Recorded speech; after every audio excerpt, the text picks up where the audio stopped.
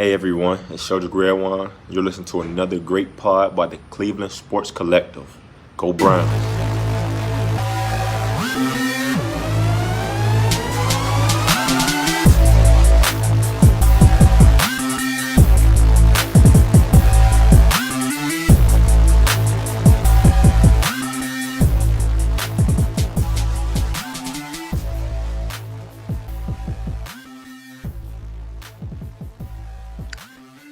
Hi, everyone. Welcome to the Cleveland Sports Collective podcast. I'm Tom Moore. You can find me at Dogs by Nature and on Twitter at Tom_RedRight88.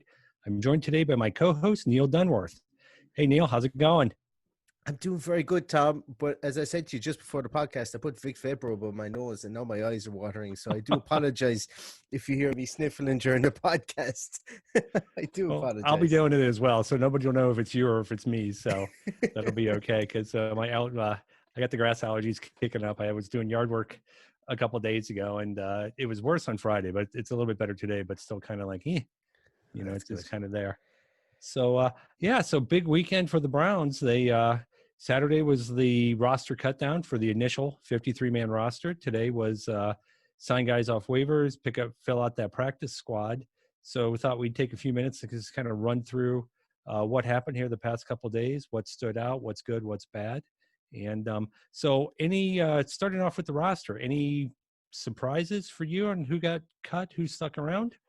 I don't think there's any real massive surprises. I think for me the biggest one was that Donovan Olumbu is nowhere to be seen on squad or practice squad. That one for me was a huge surprise.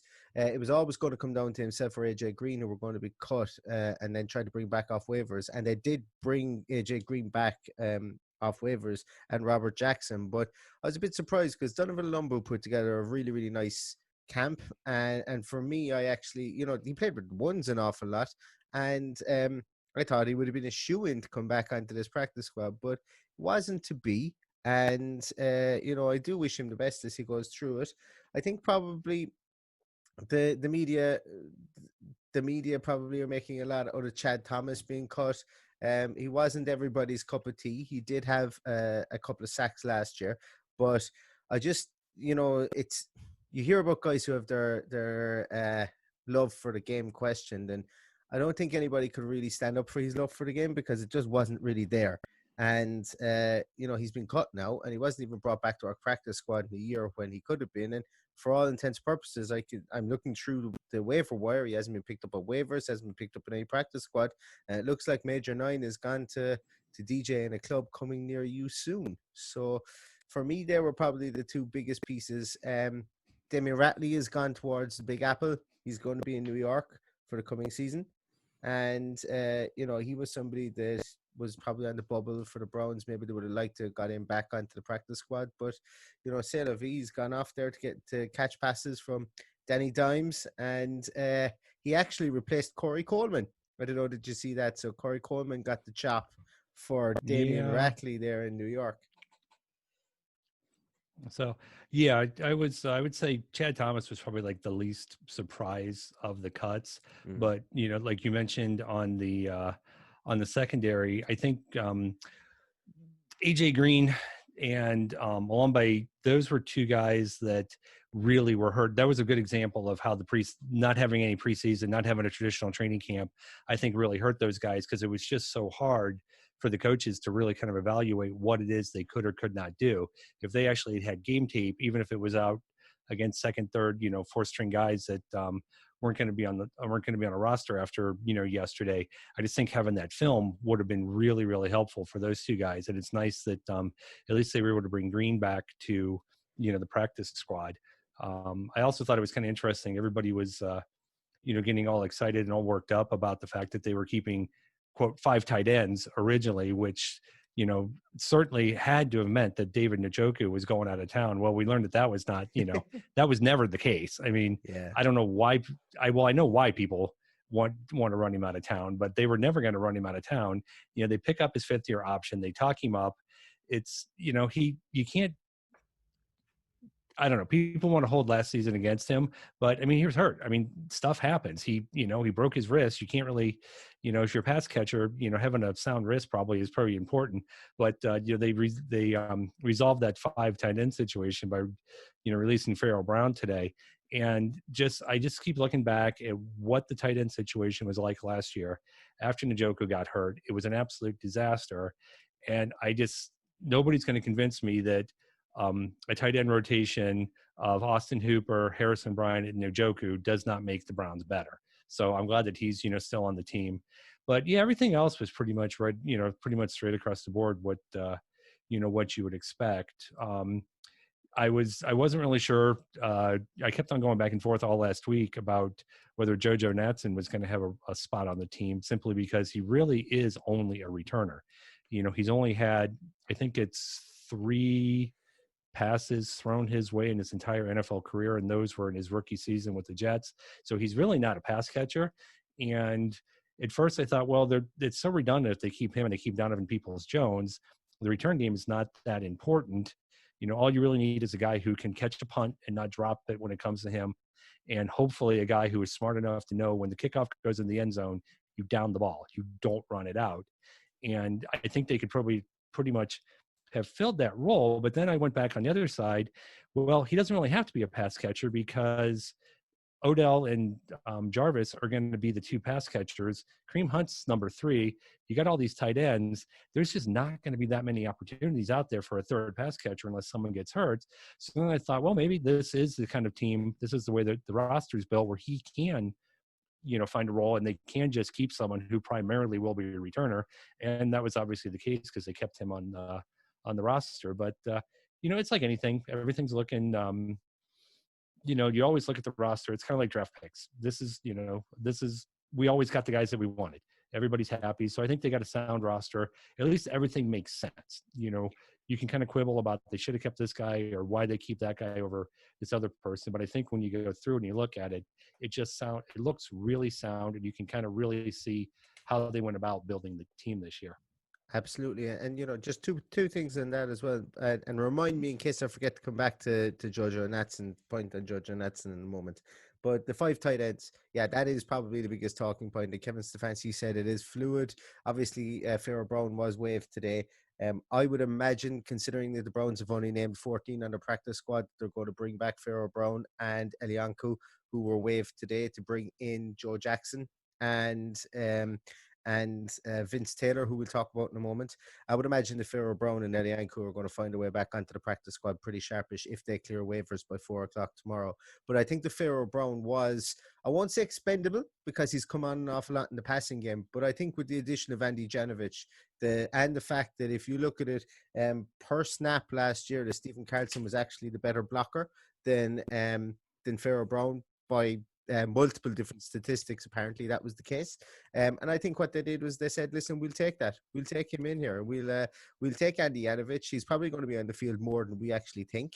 It's going to be fullback season in Berea this year, especially when we're going to be trying to run the ball, and we probably don't need a blocking tight end per se when we've got the fullback. Also, we've signed Johnny Stanton to our practice squad, so there's your general progression. If something happens to Janovich, it looks like this team of coaches needs, or really is going to want to focus on the fullback, which for me is great.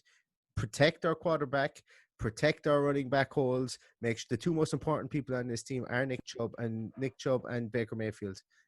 Especially through the first 4 games while we start to learn the ropes. And that's why I think the Pharaoh Brown got the chop, because obviously we didn't take as many wide receivers as we thought we would, and having somebody like JoJo Natson there, who he isn't going to really come along in the return or in the passing game, it allows Stephen Carlson to play maybe as a big slot. It allows Harrison Bryant to get on the field now as a big slot. Absolutely does. And I think that's where we're going to see Harrison Bryant play an awful lot more, is in the receiving role as a big slot receiver. Because as I said to you guys in the chat room, or in the group chat that we have yesterday, if you threw a bag of dust at Harrison Bryant, he'd catch every speck of it. He just doesn't drop anything, and he's got a massive wingspan. So I think they're going to utilize that as a massive slot at some stage. Now with JoJo Natson, and getting back to that, Mike Prefer has really got a lot of weapons to work with on the special teams this year. He's got MJ Stewart, who would have graded out as our sixth best, or as I think he graded out as the league's sixth best special teams, or would have graded out as our sixth best special teams last year, should I say. You've got a returner in Jojo Natson, who's going to just return punts, a guy that Mike Prefer has name checked, and we've talked about that previously. You've got Donovan Peoples-Jones, who's going to return punts when needed, and he's going to be a gunner on special teams. You've got Tavier Thomas, who's in there, who's going to be a massive special teams guy and has come on an awful lot to play a bit of slot corner. And you've also got Cadarrell Hodge and Tay Davis. In the time that I've been a Browns fan since 2005/2006, I don't think I've ever known so many special teams, what would be considered special team gurus, special team aces on our team as we have right now. And I think that we have a pretty good special teams coach. I think universally thought of as one of the upper echelon special team coaches. And I think that we may actually see some things in the return game this year. And I think that we may see some things from special teams, because not only do we have a fantastic long snapper, I have no idea whether he is or not. I just presume he is, because he got a 6-year deal. And we've got a great punter and we've got a great kicker. So I think our special teams has probably turned out to be maybe one of the better special teams in the league. And hopefully we can put it all together, considering the personnel that we have there.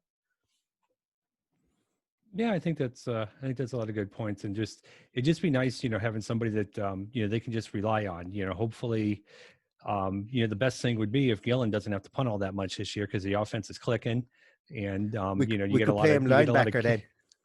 We could play him linebacker. And him and Seabird can just hang out on the sidelines and chit chat, because they're not going to be making field goals, they're not going to be punting, they're just going to be rolling down the field, drive after drive after drive. But no, I mean, that's definitely a sound, part of the game. They weren't very good in that last year. Mm-hmm. They need to get better in that this year. And if they can just be, you want them to be great, but if even they can just be league average or just be very reliable, I think that gives them something, that gives you something to work with, on the coaching staff. So I think, yeah, they're definitely going to be set. And it's nice. I think it's kind of smart too, that they actually, picked up a kicker for the practice squad, just in case, something happens to Siebert. You don't have to run into a situation where you're running out signing a guy, mm-hmm. As you're walking onto the plane to go to a road game, because you didn't realize your kicker was hurt. So Cody Parkey's back in town, and he was better than, he got a bad rap, but I think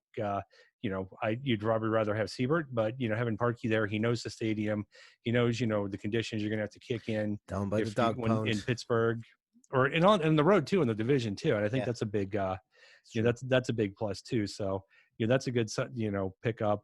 Like you said, Johnny Stanton on the fullback is good. Bringing EJ Green back is good. I think bringing Javante Moffett back as a safety is good. So Garrett Gilbert is Garrett Gilbert. At least you know what you have in him and a quarterback. If they're down to playing him, the season's lost anyway. So what difference does it make? But it's good to have a guy that is comfortable being in that quarterback room.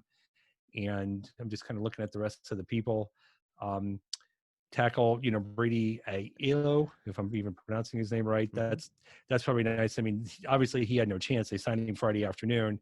They have one practice, and the roster cutdowns come. So it's good they got him back on the practice squad. I wonder, Tom, was he signed at late notice because Alex Taylor, they found out that there was some sort of an injury, because he's been waived with an injury designation, and it looks like that he's going to be placed on IR. He's going to come back and be placed on IR, I would imagine, because he's still listed everywhere in the Browns page as still being a Browns player when everybody else that's been axed is gone. So that's an interesting development. But Bradley Ayo, he is there in the practice squad now, and I wonder, will we see maybe fluid movement there, as they say, from when Alex Taylor does get better? Will they just stash Alex Taylor for the whole year, maybe on IR? I would imagine, they've got different options there, because there seems to be a lot of intelligence gone into the selection of the practice squad. And I think there's a lot of aces up the sleeves. I just have a funny feeling that when all said and done and everything settles out for next year, when we've got things like Drew Forbes coming back off after opting out, Andrew Billings, there's just a couple of things here that are been really kind of smart, or maybe serendipitous situations that have happened to the Browns, especially in the O-line, that are kind of catching my fancy, if you will. So That's that was a nice thing to see there as well. As I say, that we have that backup plan in the practice squad, and I would imagine that maybe with the four guys, it's going to be interesting to see who they pick as the four guys that they're going to designate as the unclaimable guys from their practice squad as well. Mm-hmm. Yeah, you would think that. Just kind of look. It's hard to. Yeah, that'll be interesting how that goes from week to week. Who they're going to pick and who they're not. I want to say they have to do some. They have to have offensive linemen. I think there is a league rule, and I hate. I should have looked that up, but I think there's something that says somebody you have to activate because they can't run. They don't want teams running out of offensive linemen. So I think there's something where they have to do I think that's something with on game offensive day. linemen. That's on on game the day that it's gone from, what was it, 46 to 46 in game day. I think now it's gone to or 45 in game day. It's now gone to 47, and one of those extra two guys has to be a lineman. I think that's what there's something in there about the linemen. So yeah. somebody else can can correct us on that. Mm-hmm. But it was a case whereby they went with the tried and tested at the line, and I think that was actually, there was some talk of whether Kendall Lamb would get traded or get dropped, and they would keep Alex Taylor, that they couldn't get him back to the practice squad, and that's why he had this mysterious illness and injury that he's gone down with. But they've kept the tried and tested heads, and I think in a way that's a smart move because you already have a rookie center and a rookie left tackle at the moment, so you don't want to exactly deplete your experience in that room too much. If you can, you don't want to deplete it too much. And they've gone with Hubbard, they've gone with Kendall Lamb, they've gone with with Evan Brown, who's got experience in the league as well, that's come in there, and they're going to be your backup guys that are going to be rolling in and out should anything go awry with any of our starters. And I'm very happy with that room in a way, because as I say, yes, we would all like these up and coming starlets that have fantastic measurables, and Chris Hubbard is a bit small and Kendall Lamb is a bit unathletic, and Evan Brown hasn't really pulled up trees with the Giants, I think, and with Miami. But the experience, the steady Eddiness, and the fact that they can come in and be versatile and cover. Kendall Lamb can cover right or left tackle. Chris Hubbard can basically cover anywhere along the line. And then you've got Evan Brown can cover anywhere in the interior. And for me, that's a smart decision in this particular year. So I'm happy with the way that panned out. Tom, the two new guys that we signed today, we obviously made two claims. Actually, before we go into that, we haven't even talked about our new star safety that we traded from Jacksonville, Ronnie Harrison. Yeah, he seems very he definitely seems very happy to be here. He put out a tweet today. Saying actually so happy to be. No, that was. I lost it. I had it, and I lost it. That was Johnny Stanton you were coming up with there. So yeah, we start with the Johnny Stanton one about how he's happy to be here. So, but I had it. Oh yeah, so relieved to be out of Jacksonville and around a new team who wants one common goal. So Ronnie is definitely happy to be here. I do have to feel, got to pour one out. Feel a little bit bad for Joe Schobert. I mean, I can't believe. I mean, the Browns weren't going to resign him. They weren't going to give him the money. And so he had to go, you got to get the money where you're going to get paid. But the guy went from, he put up with all the nonsense for the past few years. And just now that the Browns are on the cusp of turning it around, he's going to Jacksonville and he's actually going into a worse situation. And I know some fans are like, too bad, good riddance. He knew what he was getting into. And it's like, I don't think he knew he was getting into this. Now, that doesn't mean he necessarily would. He might have still signed with them even if he did, because, if they were going to give him the most money, you got to go where the money is. But I do kind of feel bad because, he's one of those good guys who, always gave everything he had. And he was actually better than I think some people gave him credit for. And you just kind of feel bad for guys who work hard and are good that they find themselves in a bad situation. But yeah, Harrison, it'll be nice to see what he can do. He'll definitely brings that veteran, I mean, he's not a veteran the way like Sendejo is, but he's got some starting experience. He definitely helps in that role, and it'll be interesting to see how they move him around and see what he can do.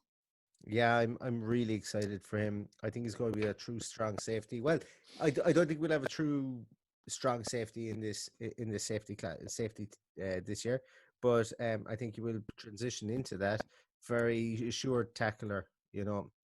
It's like that Jerry Maguire's scene. You had me at hello. You had me at assured tackler. You know, I just want people not to miss tackles, especially last year when Noah Fant caught a ball for the Broncos and basically just ran through our good friend Whitehead, who was, I think it was after that game that he got the bullet, but he just ran over him like he wasn't there.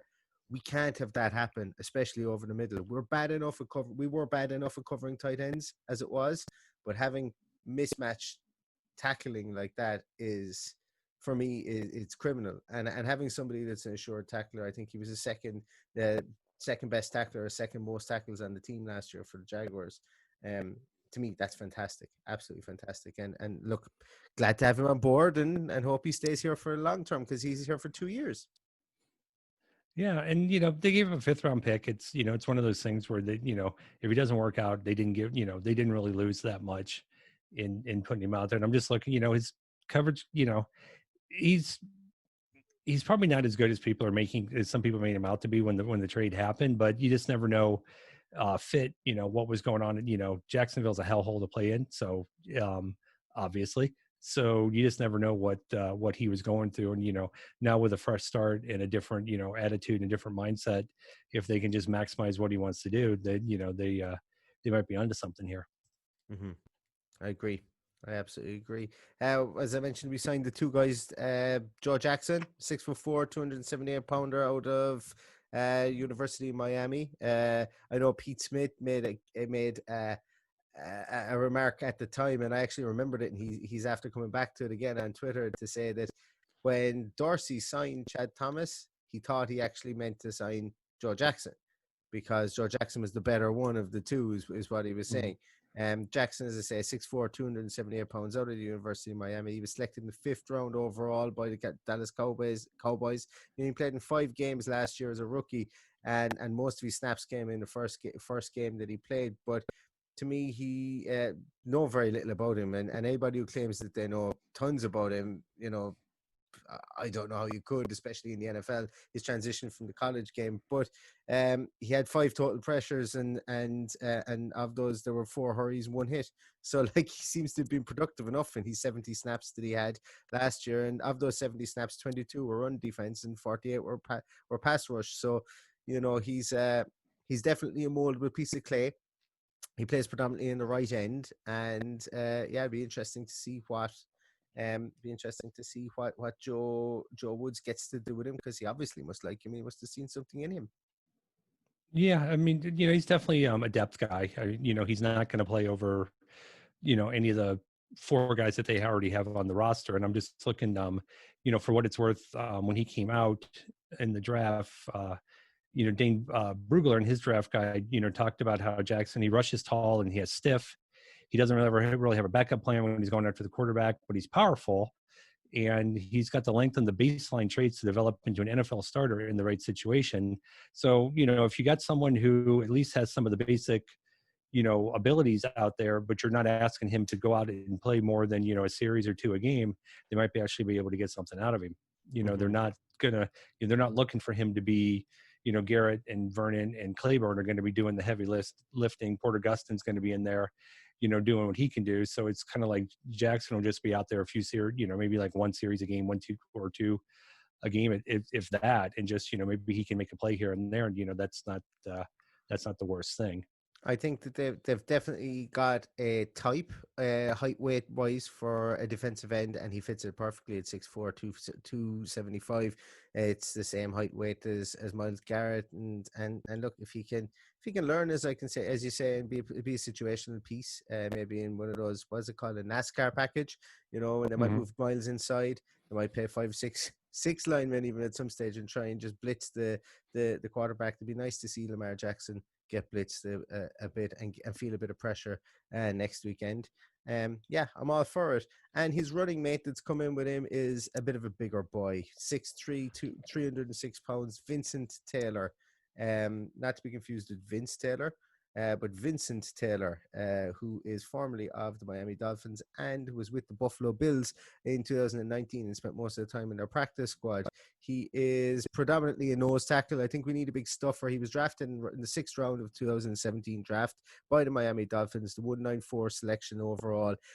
Grades out pretty well by PFF point of view. He's played 437 snaps in his career.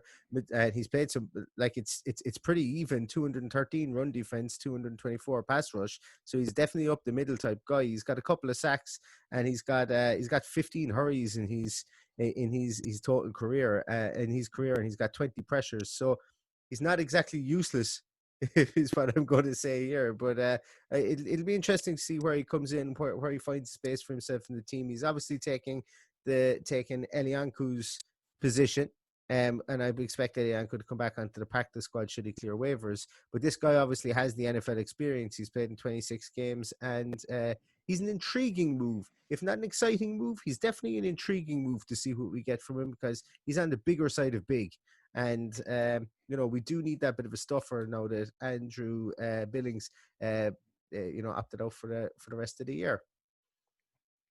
Yeah, and I think Taylor's obviously going to have more opportunities to get on the field than Jackson. The biggest thing is just building up that depth on that second unit on the defensive line. And I'm just looking at from PFF, they the one thing that stood out the most here in the last 2 years, they have Taylor's only missing one tackle. And if there's anything this defense has to do better, it has to tackle. So if I see a guy that knows how to tackle, then let's go. I'm all on board with that when it comes to the Browns defense, because missed tackles have got to stop. He's only given away one penalty as well. If anything grinds my gears, it's defensive penalties. And then everyone's going to go, well, then you must take Myles Garrett. But I genuinely believe Myles Garrett is faster than referees' eyes sometimes, and he gets blown for it. But the big, hefty guys in the middle shouldn't be jumping the gun. They just shouldn't be. They're too heavy. They shouldn't, unless they fall forward because their arms can't hold them up. They should not be jumping the gun. That's just a pet peeve of mine. But yeah, one missed tackle, one penalty given away in his career. I'm okay with that. I'm absolutely okay with that. That sounds good. Any other talking points that we have on this roster? Just not on the roster, but maybe one potential. The news popped out this afternoon, actually just right before we came on, that the Browns were part of they were supposedly a team that was working with the New Orleans Saints on a sign-in trade for Jadeveon Clowney. The Saints were reportedly making a big last-minute push on Saturday to sign Clowney. They didn't feel they could match the dollars that the Titans were giving him, so they were looking for a team to sign Clowney and then trade him immediately to the Saints for a second-round pick and a player to be named later, much like you see in the NBA. And according to the guys at the NFL Network, the Browns were that team that were going to do that. But then the NFL, because they're not, they don't like to have fun anymore. They have apparently let word got out from the NFL office to the two teams that they were not going to approve that trade. So the Saints ended up backing out. And the Browns were never going to. It's weird. The Browns were really hot and heavy with Clowney throughout pretty much most of the offseason. There were tons of reports that they were the team offering him the most money, the most years. He clearly did, for whatever reason, he didn't want to come here. But it's just interesting that they would somehow still be involved in a last-ditch effort to try to bring him in. And I'm disappointed that it didn't happen, just because I remember the way people lost their minds when the Browns traded for Brock Osweiler's contract to pick up that second-round pick. Yeah, that became Nick Chubb. It just would have been fun to see how people would have reacted to the Browns actually being part of a sign-in trade, and just kind of see if people's perceptions and their understanding of the way the Browns are doing business has changed in the past couple of years. But it wasn't to be. I wonder if I'm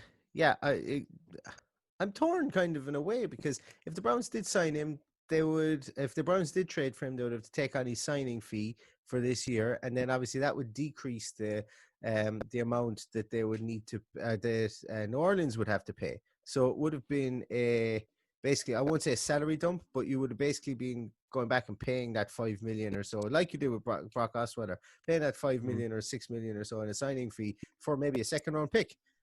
Um, I don't know. Like as I say, Andrew Berry plays chess when other people are playing checkers, and he probably and like it's. I won't say it's widely known or anything like that because I don't even know if it's true. But you would have to imagine that maybe he came up with that idea for Brock Osweiler because he was sitting in the same room as Sashi Brown on that very day. So this would have been more evidence that maybe either he learned from Sashi about this trade type, or maybe he was the instigator of it. But that's a really, really interesting piece.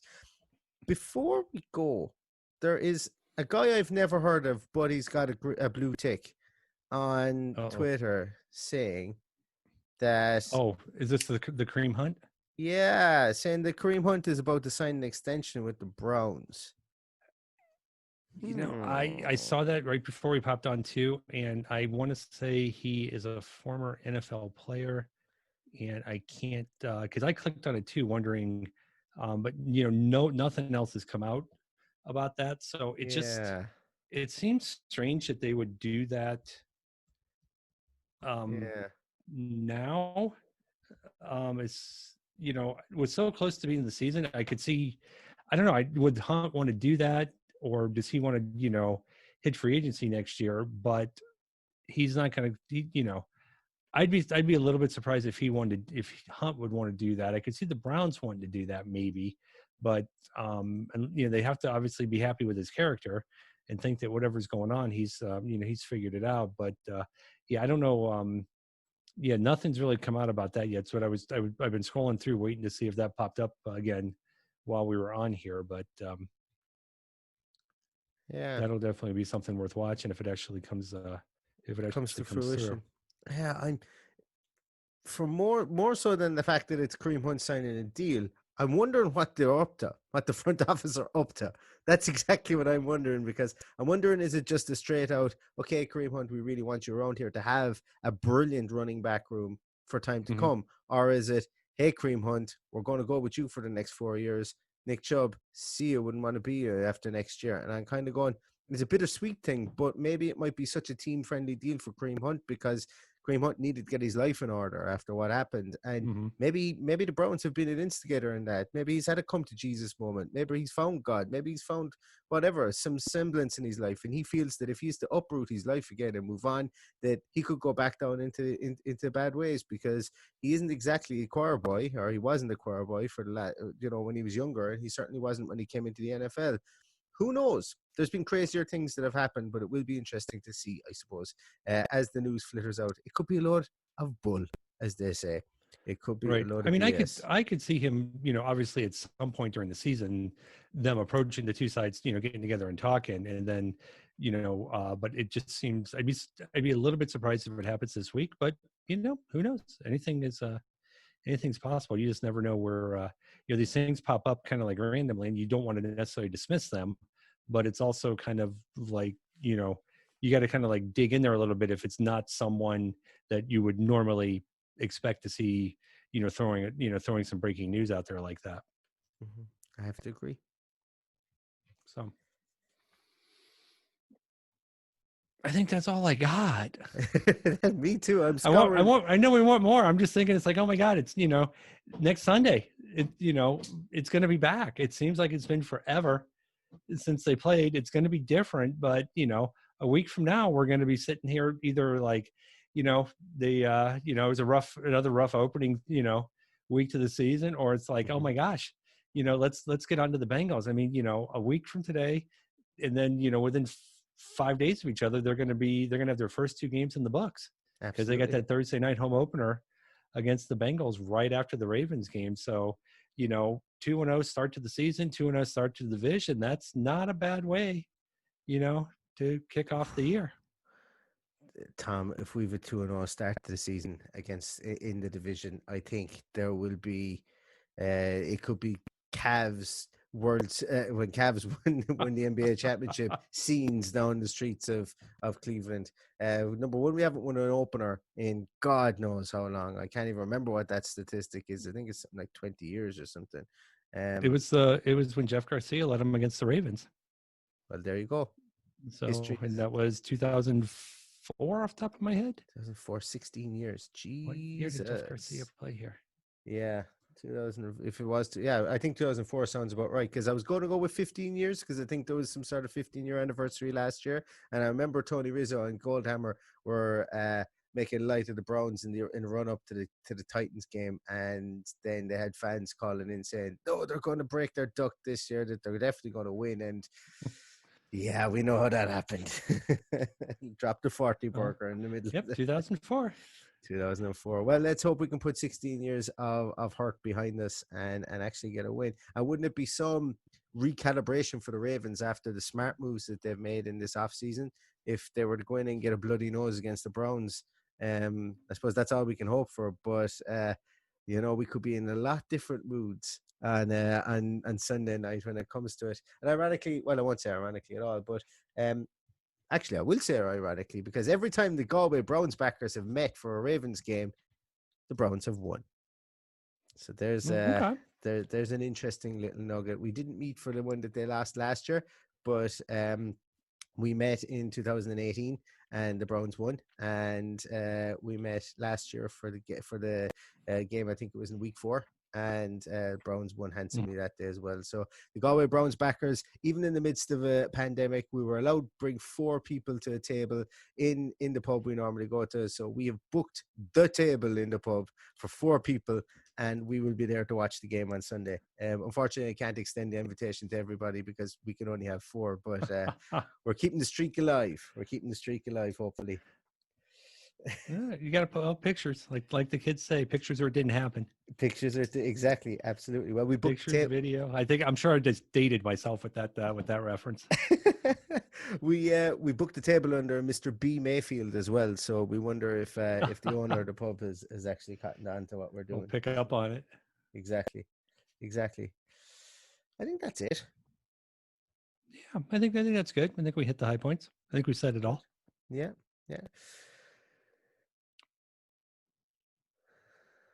Can't think of an ending, no. No, but you're hosting. You're going to play us out? I am. That's right. Okay, hold on, everybody. See, this is where we got to start setting up some music to play us out here. Exactly. Well, I can add in music and play us out. I don't know if I hit something if you'd be able to hear it or not. So, but. Alrighty, thank you everyone for listening. This was another great podcast from the Cleveland Sports Collective. I'm Tom Moore. Follow me on Twitter at Tom_RedRide88, and you can always see me over at Dogs by Nature.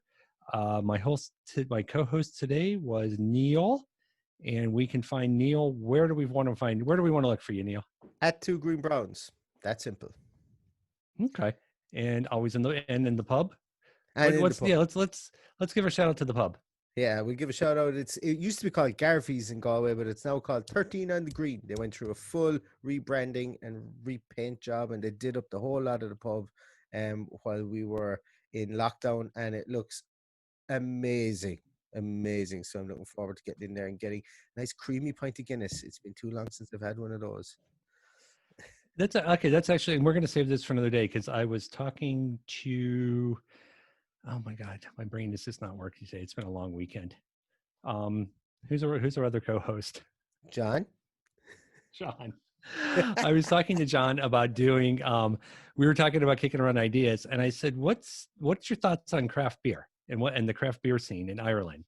And he, whatever reason that day, I think it must have had something to do with his wedding. He shot me over a picture of like 5 or 6 kegs that he had just had delivered that day. So we're going to at some point here talk about beer and the beer scene here and the beer scene over in Ireland. So we might want to rope you in on that. Absolutely. Because I said, I think a lot of people, when you think of Ireland and beer, it's like, okay, it's Guinness, it's Harp, but I'm curious to learn what is the beer scene like over there, especially, the craft beer scene, because it's amazing over here. In Northeast Ohio, there are plenty of good things to do. I make my own. So. Yep, I heard about that too. So I'd be interested in that. All right, so we'll have to get that on the books here. For sure. All right, now we're done for real. Now we can play us out. Exactly.